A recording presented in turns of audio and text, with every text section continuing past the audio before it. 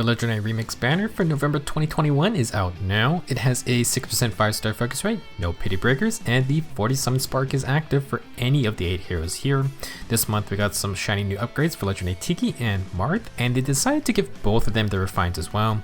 I think they realized it just makes more sense to put the remix buffs plus the refine out along with the remix banner, because the whole point of these banners is to get these older limited time units. If you want to summon them, it's best to know their full power instead of hoping for a good refine a couple months later. Now, I have already discussed both Tiki's and Marth's refine in my video earlier in the month, so check that out for a longer discussion. Here I'll give a quick recap for both units along with their actual remix changes. In the other half of this video, we'll also look at the 6 other units on this banner. First up, we have Legendary Tiki. Tiki's a blue armored dragon with some high speed for an armor unit, and originally had a distant counter plus dragon effective weapon. She can be a terror if you don't match her speed, and she's pretty formidable as a unit if you're unprepared. With Divine Mist's refine, Tiki gets a general +4 stat boost and inflicts attack debuffs equal to 75% of the total defense plus res field buffs on her. If Tiki has +6 defense and +6 res for a total of +12, 75% of that is going to get her -9 attack debuffs, and that is pretty annoying on top of all of the general stat boost. This refine is meant to synergize with Tiki's With Everyone's 2 C skill. Originally it granted +5 defense and res to Tiki and adjacent allies each turn. Now it grants +6 defense and res for Tiki and any allies within 2 spaces. Besides the bigger buffing range, With Everyone also adds far save built in. If a ranged foe initiates combat against an ally within 2 spaces of Tiki, she triggers Savior and gets +4 dull stats. Overall, Tiki now has far save capabilities, which is hilariously good as a buff for general content. Save skills are super strong to protect weaker teammates. While doing so, she also gets +8 all stats, an easier +6 defense and field buff, and she inflicts potentially -1 attack on top of it all, which is pretty crazy. However, if you nullify her defense or res field buffs, it's gonna knock a good chunk of bulk off of her, so be aware of that. On top of With Everyone 2, Tiki also got Slick Fighter 3 for free in the B slot. Slick Fighter is a quicker pose skill and neutralizes stat debuffs.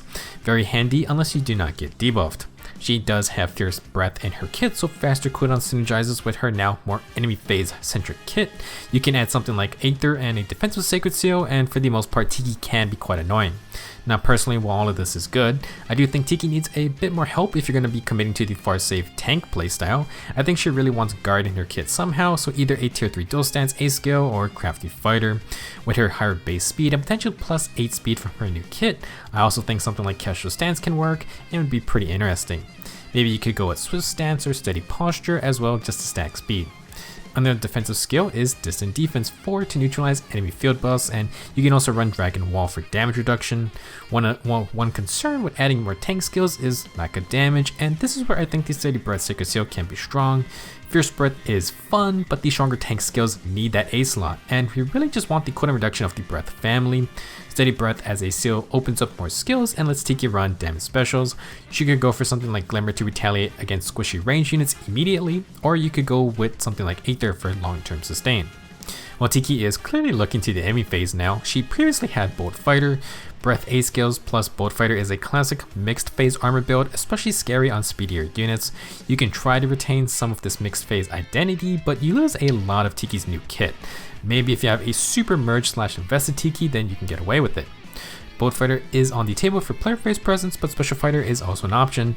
Speedy Special Fighter arm units are kind of like the definition of just stat checking. If you can't take them out fast, things get bad very quickly. In general, while Tiki can be fun as an all-around unit, if you really want to make her shine as a far save tank, she does need some help. She also is a bit vulnerable to defense or res buff neutralization, which is pretty popular for a good reason. Still, just getting far save for free is pretty amazing, so definitely a good remix buff. Next up we have Legendary Marth, and I spent a good chunk of time talking about him already. So many things are going on with Marth, so let's try to not go overboard again. This Marth is another sword infantry unit. His Exalted Falchion is effective against dragons and had a bonus doubler effect. With the refined Marth got, he gets an extra +8 to all stats and a Spectrum Unity effect. This means any stat debuffs on Marth gets double the amount of in-combat buffs. Numerically, you cancel with the debuff and you gain stats instead. This is a super strong refine because Marth also got Shining Emblem from his Brave ult. Shining Emblem as a special is like Ragnar Astro with 35% of his speed stat as damage. That's really good on a 2 cooldown. However, the crazy part is that it gives Marth plus 6 total stats each turn if he starts to turn near an ally. This means he immediately uses bonus doubler, and Shining Emblem also buffs allies after it procs. Off the bat, Marth turns into a huge ball of stats, and Unity ensures Marth is powered up even if debuffed. Now combine this with his Binding Shield 2 remix buff, it did not change at all except Binding Shield now gets to work against any unit type. If Marth has 5 more speed than the foe, if they are a dragon unit, Marth gets a guaranteed follow-up attack and the foe cannot counterattack or make a follow-up attack. I saw some comments saying Marth went from a dragon killer to just a killer, and that's a pretty good assessment. Binding Shield is powerful, but Marth needs to win the speed battle against non-dragons. Speed is of the utmost importance for this man. By having an Omni Breaker effect, Marth also almost basically has no follow-up. Instead of nullifying follow-up effects, Binding Shield cancels them out, and winning the speed battle ensures Marth gets his own doubles. The Fire Sweep effect is also just straight nasty and protects Marth from scary counterattacks. Overall, Legend of Marth got some insane remix buffs. Now in terms of builds, you could focus on player phase initiations. Marth initiates with all of his stats, gets a free follow-up attack, and doesn't get hit back. Very simple game plan, and you just stack more attack and speed. We mentioned attack and speed ideal for. Ideal skills are a bit tough to use on some units because they require full HP on the user and a bonus. With Fire Sweep and Shining Emblem, Marth can meet both of these conditions, and even if he gets hit, he is self-buffing regardless. Times Pulse is an excellent addition to this because it puts Shining Emblem on a 1 cooldown, which means it can proc in 2 hits now. Obviously, you can just go for Attack and Speed solo or Sword Sparrow.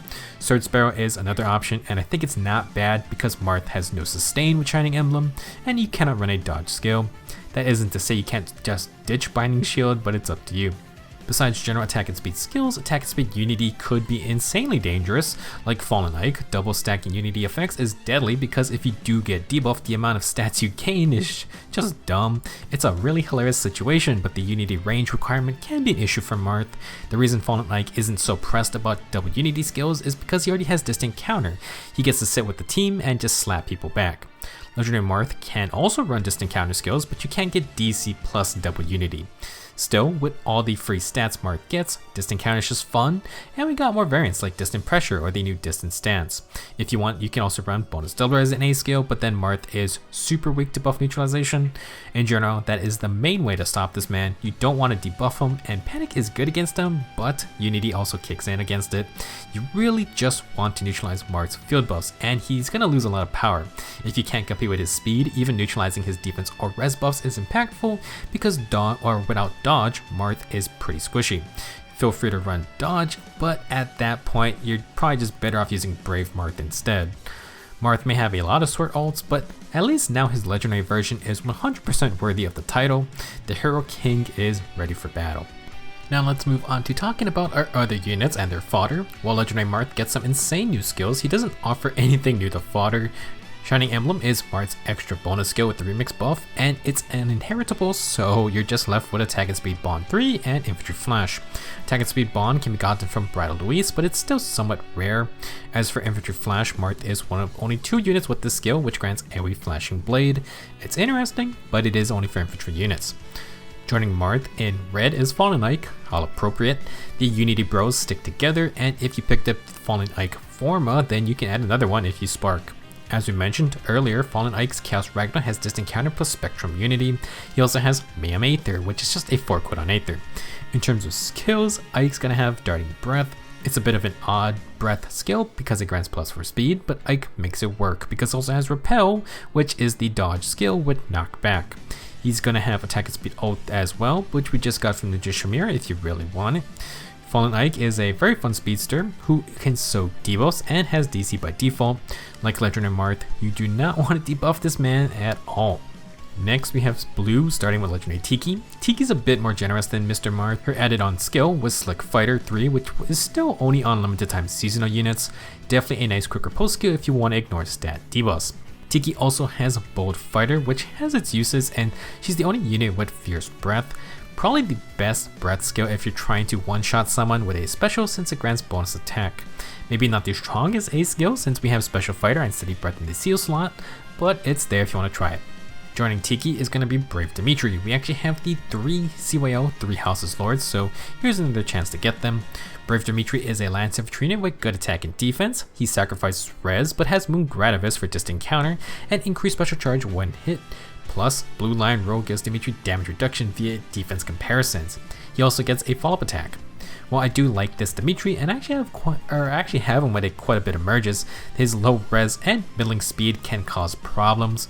If we do get CYO 4 refines next year, I think he could have a good chance of getting something good, hopefully to shore up some of his issues. He does have attack and defense unity, which is great for handling debuffs, and he has joint hold attack, which is solid for self and attack buffing. Hopefully in the future, Brave Dimitri can get some extra perks to compete with his much more popular legendary ult. In the green group, we're going to have Gunnthra making another pass. Gunnthra has become incredibly scary with her remix buffs and refine. She is a one-woman debuffing machine with Chilling Seal 2, which now spreads an attack and res debuff to nearby foes around the lowest defense foe. That lowest defense foe also just takes -7 to all stats. For Blizzard, Gunnthra's got a pledge in effect with the refine, and you can take the -7 res on the target and double that for even more damage. Not only does Gunnthra provide tons of debuffing support, she hits really hard if you're not careful. Marth and Ike may love debuffs and gain their own stats from them, but Unity does not stop Gunnthra from also powering up either. For her additional skill, Gunnthra's going to have attack and res solo 4, that's a very solid fodder skill, but she also has Fortress res 3 and res ploy. Next we have Brave Edelgard, certainly the most popular CL4 3 Houses Lord. Brave Edi is a super solid Axe Army unit. She may not run around soloing the entire map like Fallen Edelgard, but this version does a lot of good things. Flora Hot Declare excites specials and gives Edelgard extra movement with warping that is very fun. It makes her a very easy to use army unit and also inflicts -6 attack and defense on the foe. Pair this with Black Eagle Rule, which grants a follow-up attack, and you have a very good attacking and defending unit. While defending, 80 also gets 80% damage reduction against follow-up attacks, so she can be super sturdy as well. While Distant Ward lets her fight mages and healers, a lot of players like to switch this out for regular distant cannon to fight archers and daggers too. Edelgard can fight pretty much everyone, and she's a popular far or near safe candidate. She does have Joint Drive Res, which is a fine skill for buffing allies though. Like I mentioned earlier, I can't even imagine if this 80 gets a refine possibly next year. That is just crazy to me. Last, we're going to have the Colorless group, and Legendary Grima is back again. She will basically be here until Legendary Alm shows up, so honestly, she may be one of the most sparkable units maybe ever. She'll be back next remix as well. Now as a unit, Legendary Grima is a fine Colorless Dragon. She got some really good buffs with her Refine, plus Remixed Dragon Skin to A skill.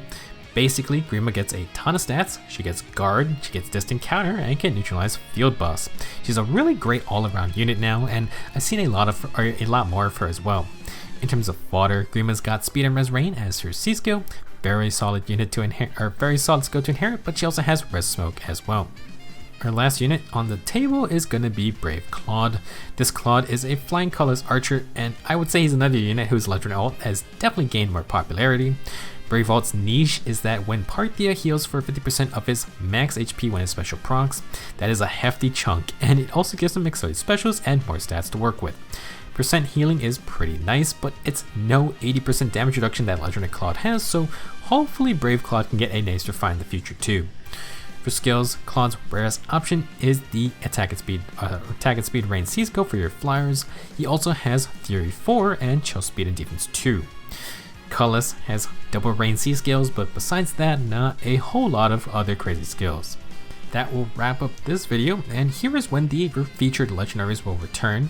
Marth comes back in May of 2022, Tiki is in July, Gunnthra returns earlier in March, and Grima will be on the next remix banner in January. As a heads up, from previous rerun dates for other legendary heroes, it seems like we may get 3 remix banners in January, February, and March. Usually we go every other month and alternate with double special heroes, but it looks like we may get a lot of legendary remixes very soon. Just be aware of that if you want any of the older legendaries who may be getting remixed, since we are also heading into a heavy orb spending holiday season. Speaking of which, this month also has double special heroes, so if you want seasonal units, then that's another banner to watch out for. We have upcoming back-to-back new hero banners, with probably book 6 launching in December. Maybe Ascended Leg Yarn will appear, and then December it's winter and New Year's back-to-back as well. good luck to everyone trying to save orbs. Let me know your thoughts on our new Legendary Mix characters now that we've had some time to use them. Good luck if you are summoning, and I'll see you in the next video.